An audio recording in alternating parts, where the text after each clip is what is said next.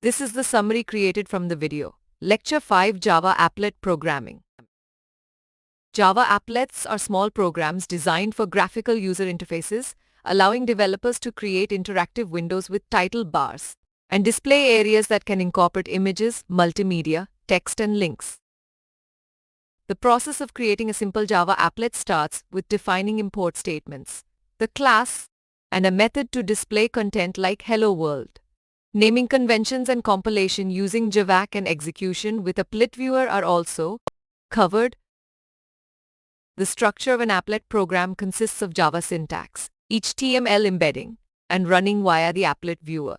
It requires importing specific classes, defining a class that extends applet, and variable declarations and method definitions that form the applet's logic. Key methods in applet programming include paint for drawing on the applet area, init for initialization, start and stop for controlling the applet state, and destroy for removing the applet permanently from execution. The init method plays a crucial role in applet programming, enabling resizing of the applet area and passing input parameters from the HTML file to the applet, as demonstrated through an example that draws a rectangle based on parameters passed from the HTML.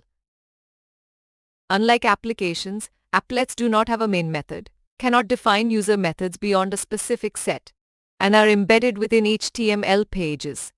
They also have limited access to input sources and cannot communicate with other applications or networks. In summary, Java applets offer a way to incorporate multimedia and interactivity into web pages through GUI programs executable in browsers. While they have certain limitations compared to applications, applets provide methods like paint, init, start, stop, and destroy to control their behavior and appearance. Please stay tuned for more summary videos.